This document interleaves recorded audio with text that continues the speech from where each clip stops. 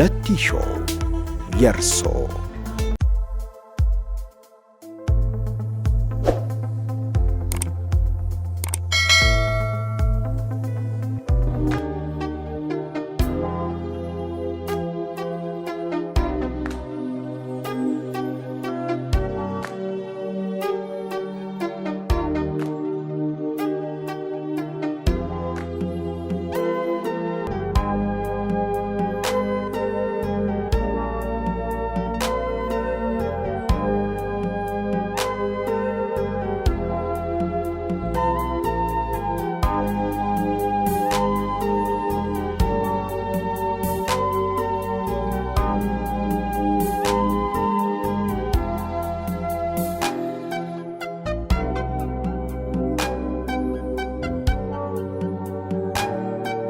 ስደት ለቤተሰብ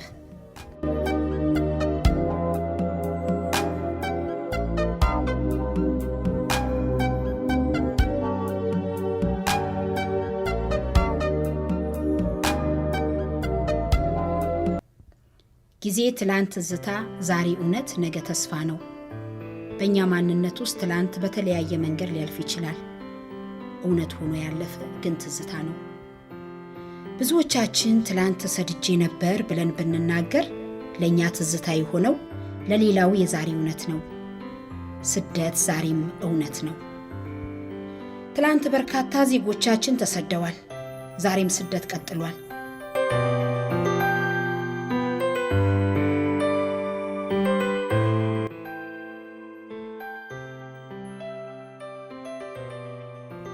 ሰዎች ከሚወዷት ሀገራቸው፣ ማህበረሰብ፣ ቤተሰብ የኔ ከሚሉት ነገር ሁሉ ለምን ተለይተው ይሰደዳሉ? ለነዚህ ብዙ ምክንያት ሊኖራቸው ይችላል። ምክንያት ከሚሉት ውስጥ ጥቂቱን ብንጠቅስ በጦርነት፣ በፖለቲካ፣ በድህነት ሌላም ምክንያት ሊኖራቸው ይችላል። ስለ ሌሎች ሀገራት ሳይሆን የኔ ትኩረት በሀገራችን ዙሪያ ነውና ወደኛ ሀገር እመለሳለሁ። እንደኛ ሀገር ላለ ለስደት ምክንያት የሆነው አንዱና ዋነኛው ድህነት ነው ብል ሁላችንንም ያስማማናል ብዬ አስባለሁ። ሰዎች በረሃን አቋርጠው አስፈሪውን የባህር ጉዞ በማድረግ የሚንከራተቱት እንዲሁም እድል ቀንቷቸው የሚፈልጉት ስፍራ የደረሱ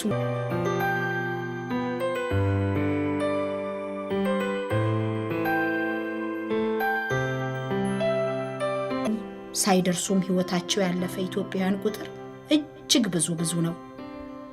ወደ አረብ ሀገራት የሚሰደዱትም ቁጥራቸው ቀላል አይደለም። የሚሄዱበት ስፍራ ከባድ በመሆኑ በማያውቁት ሀገር ቋንቋ፣ ምግብ፣ አየር እንዲሁም የማህበረሰብ ጉዳይ አጠቃላይ ሁሉ ነገር ትልቅ እምነትና ድፍረትን ይጠይቃል። ታዲያ ይህ ሁሉ ጭካኔ የተሞላበት ጉዞ ተደርጎ የሚኬደው ለማን ይመስላችኋል? ለቤተሰብ። አዎ ለቤተሰብ። በሀገራችን አውድ ስደትና ቤተሰብ የአንድ ሳንቲም ሁለት ገጽታ ናቸው ቢባል ማጋነን ይሆንን? አበሻ ያልገባበት ሀገር ምናልባት በጣት የሚቆጠር ጥቂት ሀገር ነው። ብዙ ሀገርን የአበሻ እግር ረግጧል ማለት ይቻላል። ሁሉም የተሰደደ ኢትዮጵያዊ ተናገር ቢባል የሄደበት ዋና ዓላማ ከራሱ በላይ ድሃ የሆነውን ቤተሰቡን ለመርዳት ነው። ማንኛውም ኢትዮጵያዊ ከቤተሰብ የተገኘ ነው። ስለዚህ ለቤተሰቡ ይራራል ማለት ነው። ይህ ብቻ አይደለም፣ ከራሱ በላይ ቤተሰቡን ያስቀድማል።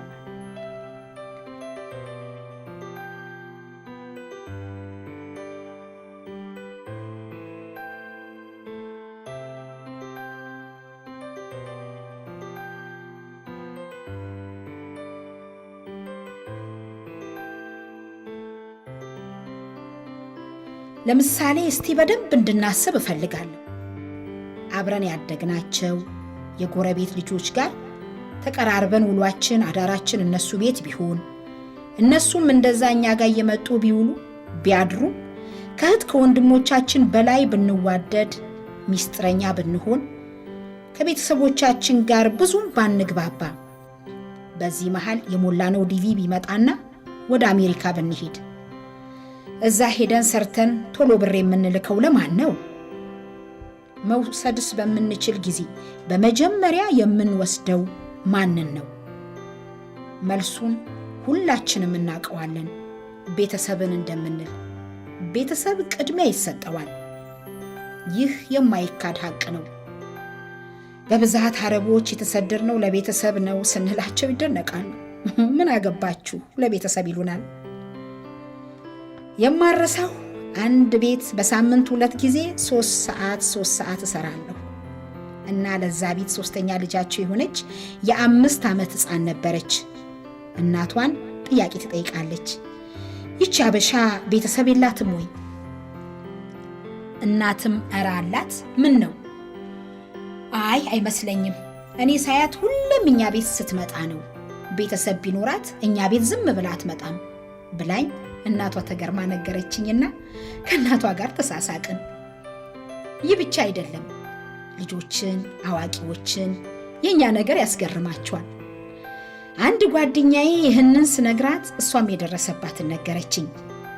ኮንትራት ቤት እያለች ነው አንድ የምትሰራበት ታዳጊ ልጅ በስሟ ጠርቷት እኔ አንቺን እኛ ቤት ካየውሽ ቆየሽ፣ ቤተሰብ የለሽም ማለት። እሷም አው አለኝ ምን ነው አለችው። የመጣሁትም ለነሱ ነው። ልጁ ሳቀ። ለነሱ ምን አገባሽ? እነሱ አስተምረው ቦታ ያስይዙሽ እንጂ በጣም ይገርማሉ። ግን ይወዱኛል ብለሽ ታስቢያለሽ አላት። እሷም አው በጣም እንደሚወዱኝ ያውቃለሁ አለችው። እሱም ትንሽ ዝም አለና በፍጹም ይወዱኛል ብለሽ እንዳታስቢ። እሷም በጣም ተቆጥታ ለምንድን ነው እንደዚህ ልትለኝ የቻልከው አለችው። እሱም ተረጋግቶ ምን ያስቆጣሻል? ተረጋጊና ስሚኝ። እኛ ቤት ከመጣሽና መኖር ከጀመርሽ ቆየሽ። እኔ እናትና አባቴ ስለሚወዱኝ የትም ሄጄ ለአንድ ቀን እንኳን አድሬ እንድመጣ አይፈቅዱልኝም። አንቺ ግን በፕሌን መተሽ እኛ ቤት ከተቀመጥሽ ቆየሽ። ታዲያ እንዴት ይወዱኛል ትያለሽ? በጣም ይጠሉሻል እንጂ። እሷም ከፍቶኝ አለቀስኩ። ምንም አላልኩም። ሳስበው እውነቱን ነው።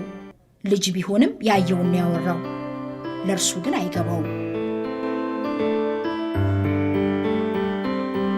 ሰለጠነው ዓለም ቤተሰብ ልጆቻቸውን አስተምረው ቦታ ያስይዛሉ። ያም ግዴታቸው ነው። ልጆቹም ብዙም ስለ ወላጆቻቸው ኑሮ አይጨነቁም። በእኛ ሀገር ነው ሁሉንም ቤተሰብ ባይጨምር አብዛኛውን ልጁን ሲወልድ ይጦረኛል ትጦረኛለች እያሉ ነው ያሳደጉት። በሐሳብ ሄድኩ። ግን ይወዱኛል እያልኩ መጠየቅ ጀመርኩ። ከዚያ በኋላ ነው ልጁ ጠርቶኝ ሁኔታዬን አይቶ ይቅርታ ካስከፋውሽ ብሎኝ ክፍሉ ገባ። ይህንን ነገረችኝ። ልጆች ወላጆችን መርዳት አለባቸው። ግን እንዴት? እላፊ አልፎ አለመሄድ፣